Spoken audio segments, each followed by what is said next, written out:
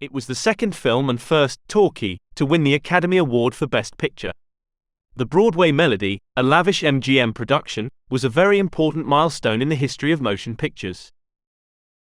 Starring from Broadway, Charles King, silent star Bessie Love, and relative newcomer Anita Page, and directed by Harry Beaumont, the Broadway Melody proved to be a critical and box office success. Hot on the heels of The Jazz Singer, the all-talking, all-dancing, all-singing Broadway Melody signaled the end of the silent movie era. Lights, they flicker there. A million hearts beat quicker there. No skies are gray on the great wide way. That's the Broadway Melody.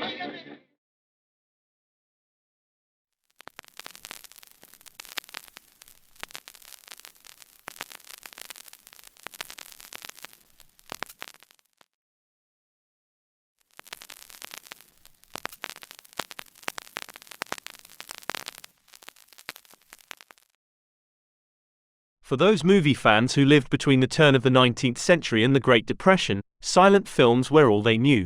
Black and white, mostly, with no sound.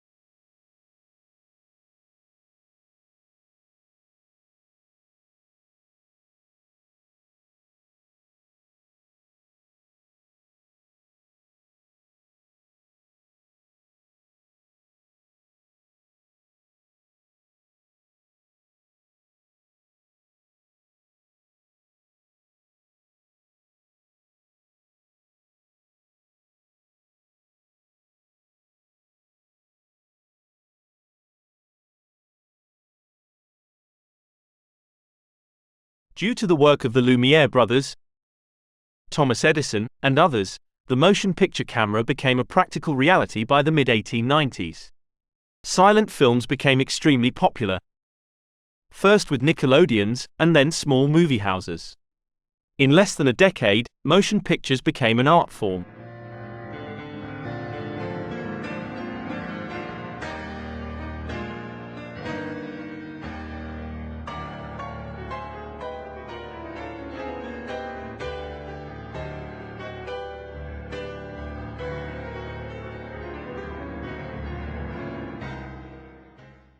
The Great Train Robbery was probably Edwin Porter's most successful and is his best-known film. It set new standards of what was possible in terms of commercial motion pictures.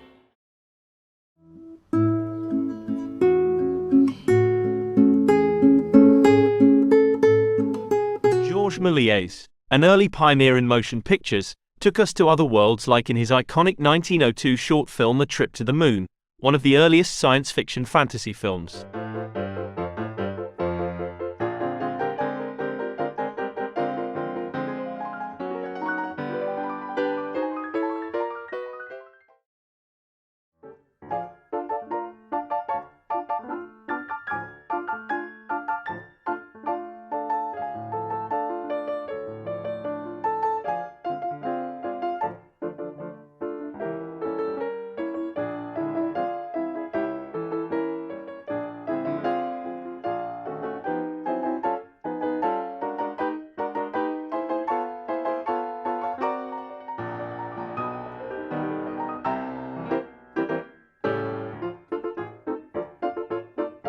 Méliès, the father of special effects, pioneered many techniques in his films.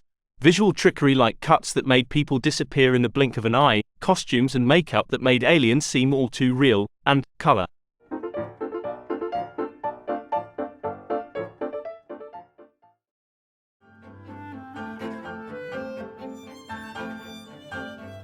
I think Méliès was a truly original character. He was getting some ideas from the productions of the day, from the magic theaters that he himself was heir to.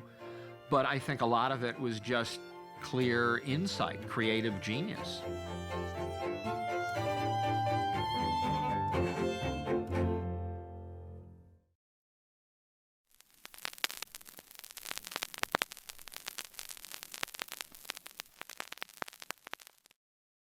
Color had been around since at least 1903, commencing with La Vie et la Passion de Jésus Christ.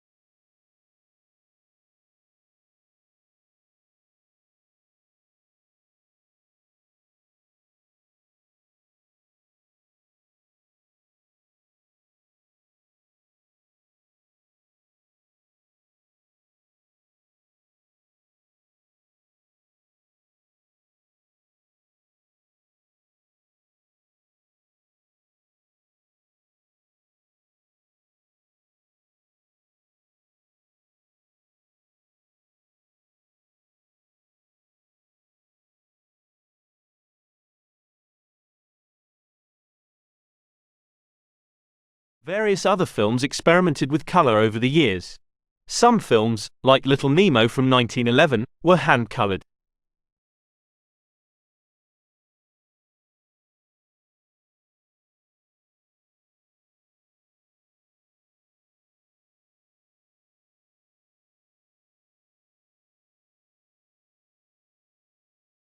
Other films were mechanically stenciled, using a technique called the Handschigel process.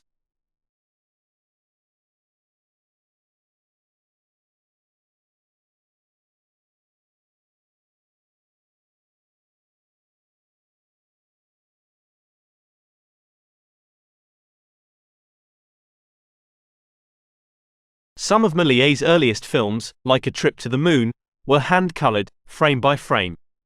This technique was impractical. It was tedious and expensive, and totally unnatural. It would be another 20 years before natural color became more practical. But with all his experimentation, Georges Méliès couldn't make his films talk. Synchronized sound films had been around since the beginning of the moving image. Edison had tinkered with synchronized sound almost as soon as the motion picture camera was invented. The problem was that recording sound while shooting actors was a huge challenge. Practical microphones were still 20 years away, and Edison's primitive sound recorders were much too bulky, not at all capable of recording the delicate sounds needed to capture a terrific performance on film. We were working in the DeForest studio in New York, a little tiny studio in the middle of the city, and I was told that DeForest was working on a sound something that had something to do with films, so that they would bring sound into films. Well, I didn't see how that could be done, and anyway, I didn't see any sense in doing it. I didn't see anything was wrong with films as they were. In the heyday of the silent film, some theaters had a piano player to accompany the film, while the more elaborate movie palaces had their own in-house orchestras.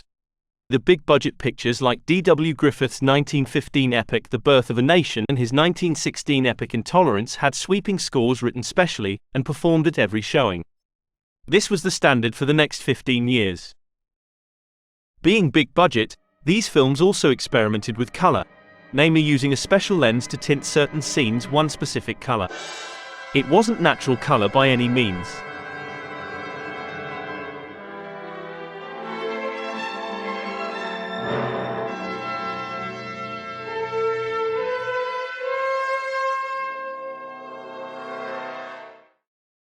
In 1922, Technicolor released The Toll of the Sea, the first natural color film made in Hollywood, using the two-strip color process. It starred early Hollywood pioneer and Asian American trailblazer Anna May Wong.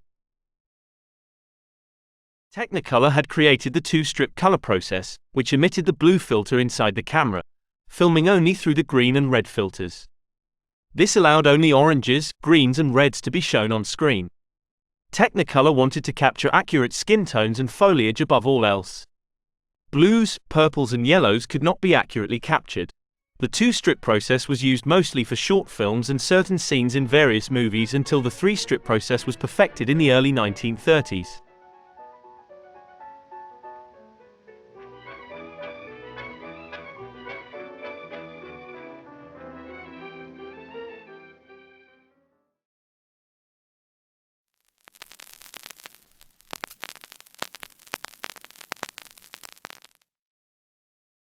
Legendary film producer Irving Thalberg was a wonderkind.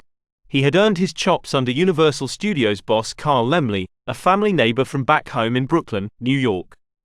Thalberg started out as a secretary before becoming Laemmle's personal assistant. Laemmle took his young ingenue on a trip to Hollywood in 1919, and Thalberg never looked back. He became the studio manager in short order. Irving suggested there should be a new position of studio manager, and Carl thought it was the greatest thing in the world, because Carl wanted this studio to be organized. But Thalberg quickly grew impatient with Laemmle. His pay wasn't what he felt he was worth, and yet, Laemmle demanded more and more of the young man. He soon started looking for another job, and focused his attention on MGM and its boss Louis B. Mayer. Thalberg and Mayer gained a rapport, bonding and talking about motion pictures while visiting a mutual friend. Mayer grew fond of the young Thalberg, and in February of 1923, hired him as a partner on a trial basis. Thalberg never left MGM. His vision of what a studio should be and how it should be run and what the relationship should be between the head of the studio and the producers in the studio and the writers in the studio and the stars in the studio was really his.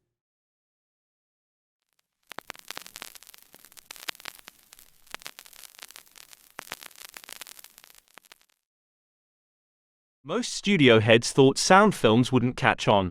The public proved the critics and studio moguls wrong when Warner Brothers released its landmark film The Jazz Singer in 1927, with Al Jolson's iconic line heard around the world. Wait a minute, you ain't heard nothing yet. Wait a minute, I tell you, you ain't heard nothing. After The Jazz Singer proved a success, all the other studios flung into production their own talking pictures. But Thalberg was skeptical. A June 1927 statement by Thalberg said, "The talking motion picture has its place, as does color photography, but I do not believe it will ever replace the silent drama any more than I believe colored photography will replace entirely the present black and white." Because it was a sound film, The Jazz Singer was deemed ineligible for the top two Oscars, Outstanding Picture and Unique and Artistic Production, at the first Academy Awards ceremony, held on May 16, 1929. Not until the second Oscars ceremony were sound films considered. Legendary director William A. Wellman's World War I epic Wings, a silent film, took home 2 Oscars including the inaugural Best Picture. Wings, while black and white with some scenes color-tinted and silent, was reissued by Paramount with some hand-colored images and limited sound effects. Planes, vehicles and bombs had sounds added to give the film even more depth. But in the end, it was still a silent film.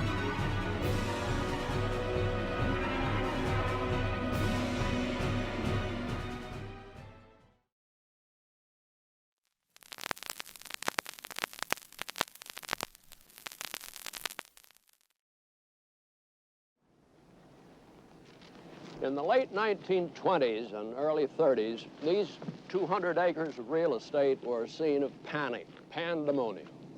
Sound pictures had replaced silent films virtually overnight. The only actor in town that wasn't worried was Rin Tin Tin. As long as he could bark, well, sound was no threat to him. For MGM and the rest of Hollywood, there were gloomy days ahead. Some of the biggest silent stars spoke with thick foreign accents. Others had a lisp or talked through their noses. The early microphones seemed to exaggerate the flaws that silent film had hidden. As quickly as the sound stages went up, careers collapsed. The studio heads were desperate. Where would the new stars, the new personalities come from, they wondered. Well, the answer was obvious. From the theater, from Broadway. Theatrical experience suddenly became a passport to Hollywood, even if it meant no more than a few weeks of summer stock. Over the next few years, a steady stream of hopefuls marched through the gates of every studio in town, including MGM.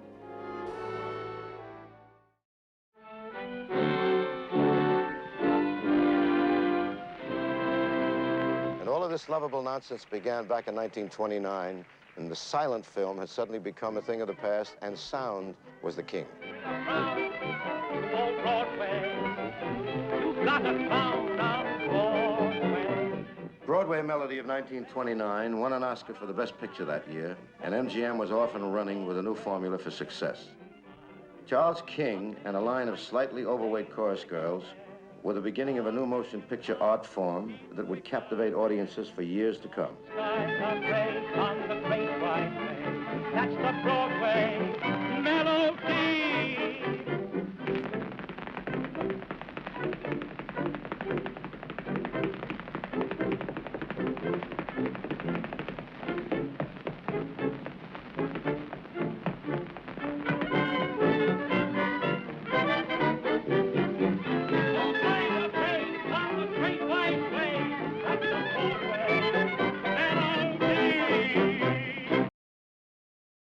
Warner Brothers had a number of short films released by the Vitaphone company.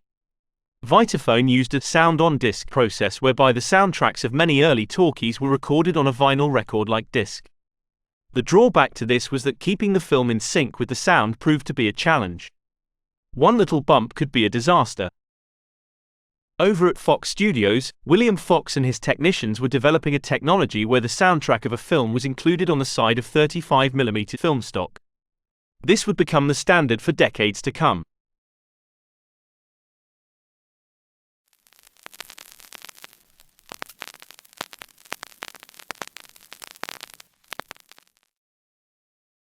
In 1928, Edmund Goulding, a contract director at MGM, had a story about two sisters and the vaudeville routine, a tale of the ups and downs of making it in show business. Goulding sold the story to the new head producer, Irving Thalberg, who liked it, ordering it into production. Looking for the studio's first big all-talking feature, Thalberg decided this would be it. However, just as production was about to start in October 1928, Thalberg decided this new talking film needed some musical numbers. If you get a musical, you say, well, where do we set it? Well, we'll set it, in a theater. There seemed to be a time in early talkies when all the studios thought that any sort of musical had to have a backstage theme.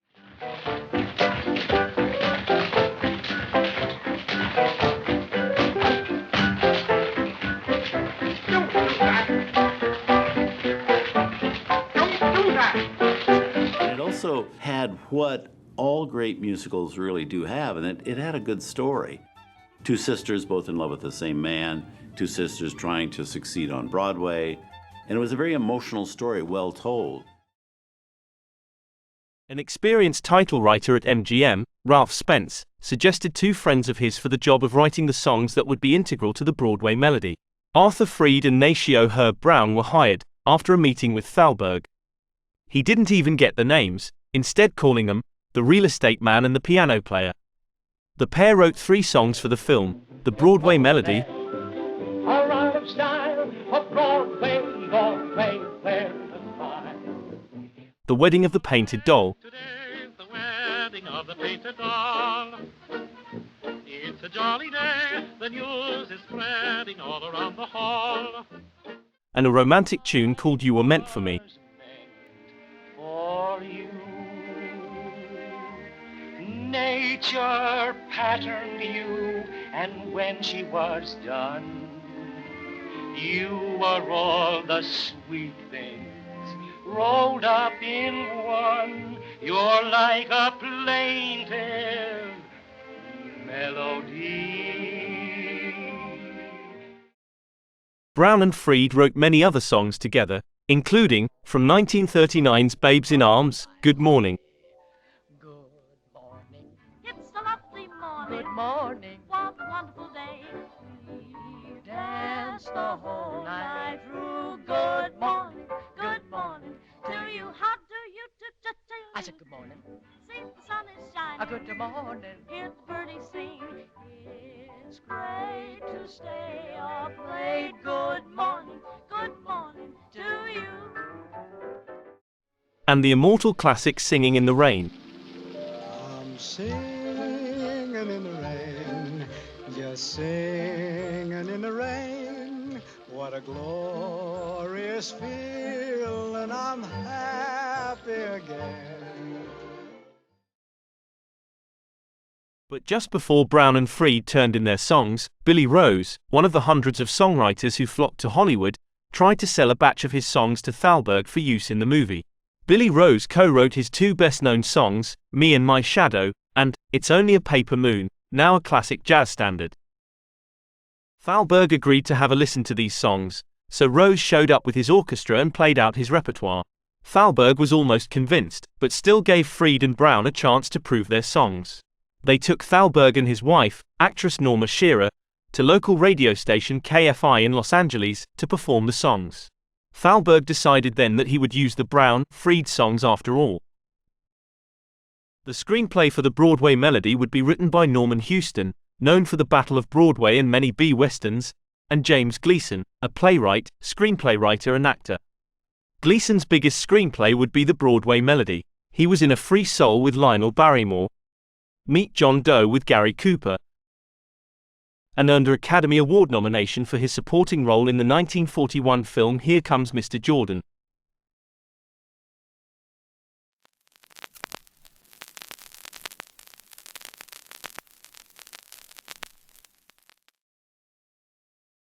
There were three main parts in the film. In the role of the Mahoney sisters they cast, as Harriet, Hank, Mahoney, Bessie Love.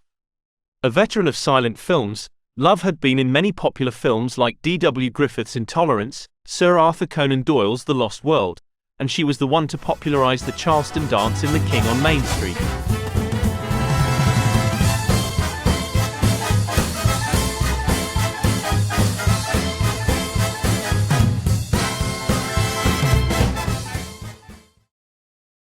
Bessie Love had been a very famous silent star. Right. And you were the young up-and-comer. You played sisters. Right. Where was her career and where was your career at that point? Well, my career was going up because I'd made Our Dancing Daughters and I'd made some very good films, and I was younger, you see. She'd been in the movies years as a silent star years before, and so she was older than I was. But she was very nice, and we got along just beautifully. I mean, she came back, you know, as you said, and helped make that picture. But I don't think she really. I was amazed. I thought that after her work in that, which was so good, I thought that she'd probably make a comeback. But she came back for maybe and made a couple of pictures, and then she got married and went to England. I don't know whatever happened, whether she just decided she didn't care to come back. She liked what she had done before, maybe, or something. I don't know what happened, but she married, and then they left, and she went to England, and I think she lived there for the rest of her life. Anita Page, once the most beautiful face in Hollywood, was cast as Queenie Mahoney, only her fifth major role. Her breakout role was in Our Dancing Daughters, in 1928.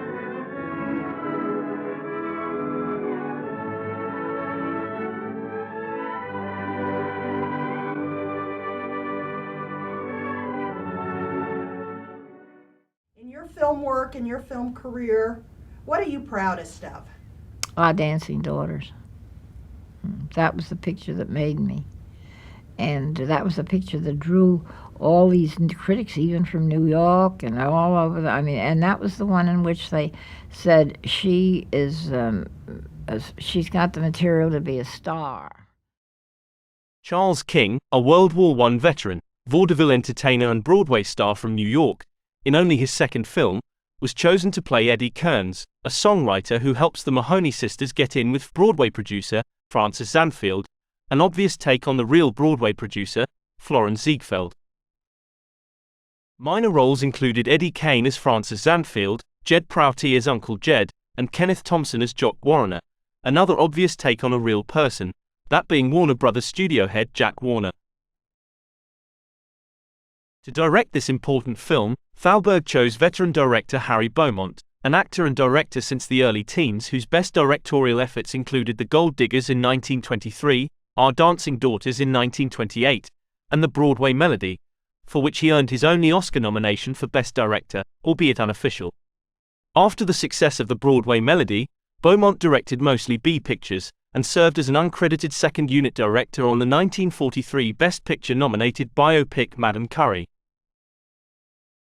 His last directorial effort was Alias a Gentleman, in 1948, with Wallace Beery. Beaumont, well, we never were. He was better. And he did say one time about the second movie I made. The people had raved about my performance and this, that, and the other thing. So I was feeling great about it. And so he said, "Oh, you're beginning to believe your fans, aren't you?" And I said, "Yeah, you are too, aren't you?" So he didn't like that because he was directing these things that I was doing. You see, so I came right back at him, and he never said anything like that again. From then on, he paid me a lot of respect and took me as I was, and we worked very well together. Days of shooting were at times long and hard, sometimes lasting 10 to 12 hours. Thalberg was a very hands-on producer. As the filming went on, the actors saw more and more of him watching their progress. Thalberg began coming on the set watching this picture, and I think he began to feel that he had a great picture in this. So he added scenes, you see, because they have to make them more. In other words, if something is going to be very important, then it needs to be on there a little longer. You see, they have to keep it on there. So they got different things, different people singing, and little additions here and there. Of course, we were the background. And then the story was about us. But they added then this when apparently I think Thalberg used to come and sit on the watching, and I think maybe it was his suggestion. I don't know, but for some reason they began to make it run longer.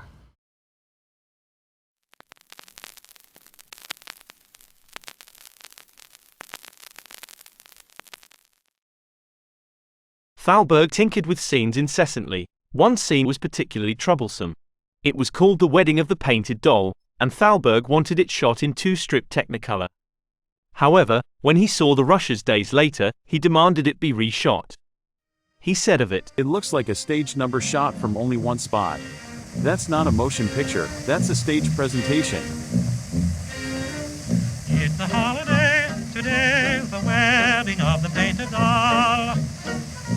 It's a jolly day, the news is spreading all around the hall. Red Riding Hood and Buster Brown, the jumping jack, jumped into town. From far and near they're coming here. Reshooting the scene, especially in color, was costly, but the added choreography and camera movements was well worth the expense. Church bells ringing all the little dollies from the follies with their painted cheeks. Allegedly, only a 16-second fragment of the scene survives at the George Eastman House Film Archive, as well as 2 frame fragments. The frame on the right is faded because the green dye used for the color green in the 2-color process was notorious for fading severely, even after only a short time.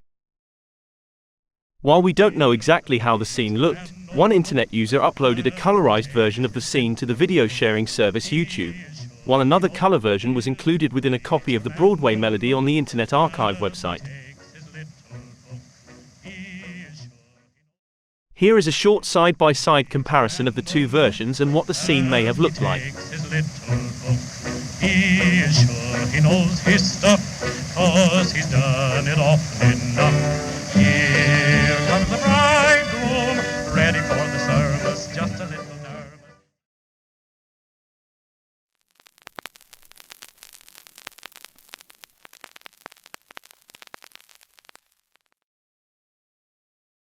Even with Thalberg's legendary perfectionism and incessant retakes, shooting of the Broadway Melody only took 30 days. By the end of November 1928, the first all-singing, all-talking, all-dancing picture was in the can, ready for editing, which would be finished in short order. Thalberg wanted to call the film Whoopee, but legendary Broadway producer Florence Ziegfeld used the name first on his winter 1928 presentation. Thalberg instead named the film after the first song in the picture, The Broadway Melody. The Broadway Melody had its world premiere on February 1, 1929 at Grauman's Chinese Theatre in Hollywood. A who's who of celebrities showed up for the big event, including the film stars Anita Page and Bessie Love, as well as Louis B. Mayer, Gary Cooper, and John Gilbert. The film opened to the general public 4 months later on June 12 and became a smash hit. It was a tremendous success. The picture cost $379,000, and the profit to the studio was $1.6 million. Even impresario Sid Grauman was impressed. In 1929, there were something like 75 musicals released. In 1930, the audiences had had enough, in large part because these early musicals were often very stage-bound, and they just didn't have much cinematic appeal. I suppose in a way that the audiences simply got bored with these musicals because they were very much the same. They were all singing, all dancing, all talking, all terrible.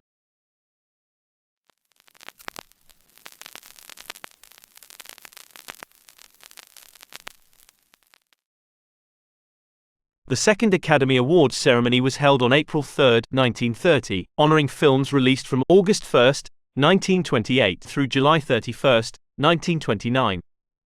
And while there were no official nominees named, Academy records list films being considered by the judges in each category.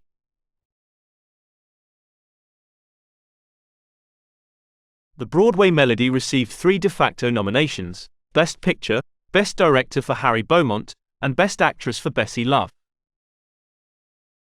The Broadway Melody won the Oscar for Best Picture, but Harry Beaumont lost to Frank Lloyd for The Divine Lady, and Bessie Love lost to an unscrupulous Mary Pickford, who lobbied hard for her work in the film Coquette.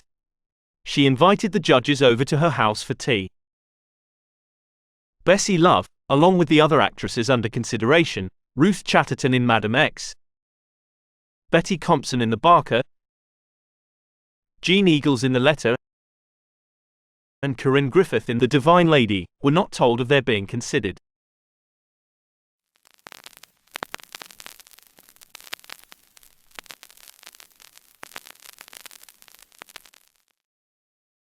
The Broadway Melody had never been restored prior to its debut release on Blu Ray in July 2023 by the Warner Archive. By the late 1960s, the original nitrate negative had decomposed, and so, for Warner Brothers Motion Picture Imaging, the source of this restoration was a preservation fine grain master struck in 1965, as well as a duplicate negative struck from that safety fine grain master. For the audio restoration, the best source proved to be a set of mint Vitaphone discs. The results are stunning. The difference in picture quality is night and day.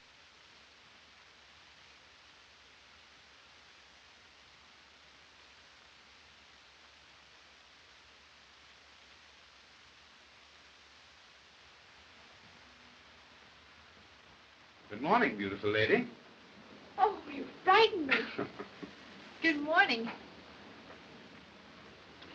Oh, they're elegant. Thanks. Just a little birthday card. Yes, well, they're lovely. You'll excuse me now?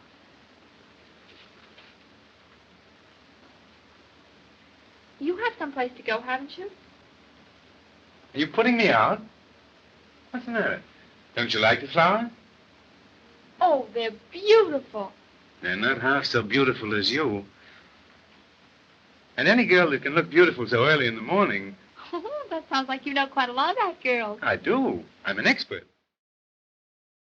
The restoration team was even able to restore some lost footage. This montage of New York City contains approximately 22 seconds of footage that was found in a 16mm print of the Broadway Melody. Happily, it has been restored to the film.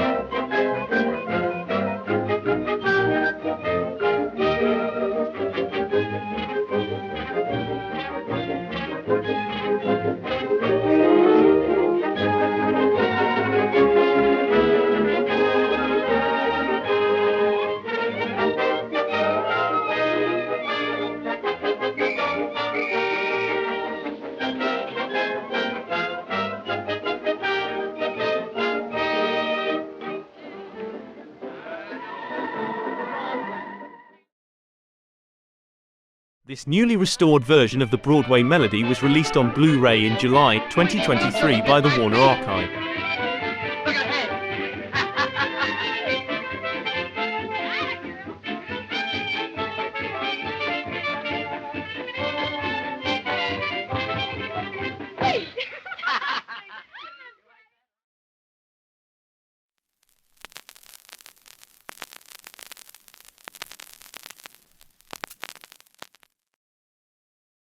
The Broadway melody is not fondly remembered these days. It has its place in motion picture history as the first talkie to win the Oscar for Best Picture, but it's really only an average picture. As of September 2023, it holds an audience score of only 20% and a critical score of 38% on the review website Rotten Tomatoes. It is described as interesting, an example of an early Hollywood musical, but otherwise, essentially bereft of appeal for modern audiences. Charles King's career ended not long after the Broadway melody, as musicals fell out of favor with the public.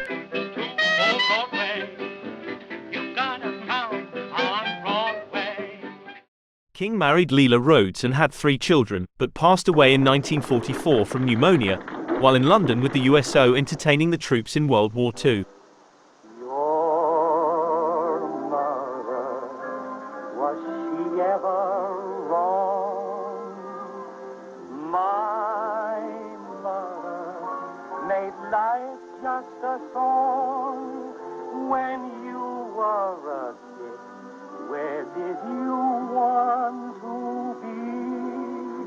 Don't answer, I'll tell you on your mother's knee.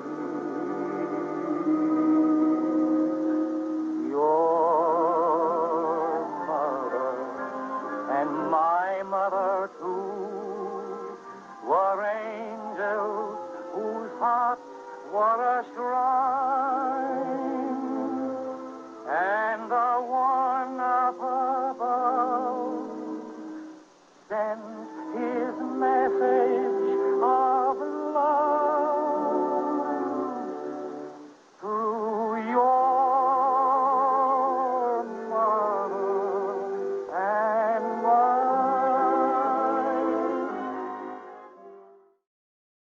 Bessie Love, a major silent film star, enjoyed a later career of mostly minor parts over her 8-decade career from 1915 through 1983. I'll get it, madam.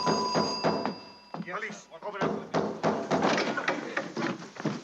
Madam, do you have a telephone? We had nothing to do with it at all. Madam, do you have a telephone? Yes, of course we do. Where? In there. Thank you. But there's the one upstairs, but it's out of order, and I wouldn't put. I would like you to sign this formal release, please. What are all these policemen It's a doing? mere I've never seen formality. so many policemen in my life. Oh, I cannot understand Never this. mind, we'll deal with it later. Where are they going? The police I want sorry, to- ma'am, you can't go in there. I want to go in my house. It's my own room in there. What do you mean I can't go in there? What are they doing in there that they don't want me to see them doing? I've seen the workings of that gang with my own eyes. I've seen little girls drugged in filthy joints. Boys that beat their own mothers to get money to buy the stuff. And men and women that do things, or even savages couldn't do. Things I couldn't speak of. Things I don't want to remember. Oh, there. I've seen the agony and the delirium of when the stuff has stopped. And the last stage of all, when the poor body's broken and nothing's left but the poor aching brain that suffers, can't sleep. She was married to William Hawks, brother of the famous director Howard Hawks, from 1929 to 1936, and then moved permanently to England with her daughter. Bessie passed away in 1986 at the age of 87. Anita Page married the Broadway melody songwriter Nacio Herb Brown in 1934, but they divorced in 1935. She then married naval officer and future Rear Admiral Herschel House in 1937, leaving Hollywood after her last role 1936. They would have 2 children and be married for nearly 54 years until his death in 1991. Anita returned briefly to Hollywood with the picture The Runaway in 1961, and did 7 more films between 1996 and 2010. Anita Page passed away on September 6, 2008, at the age of 98. She was the last person living to have attended the very first Oscars in 1929.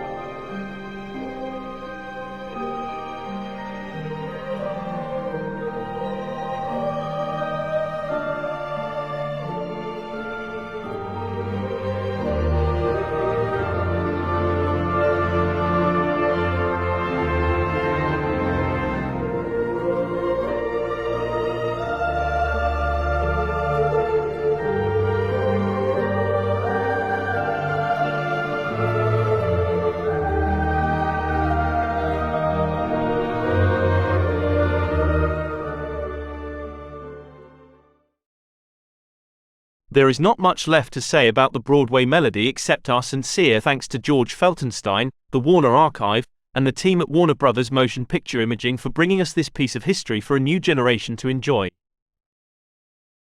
Why, it's cream in the can, baby. Sure, it's in the can.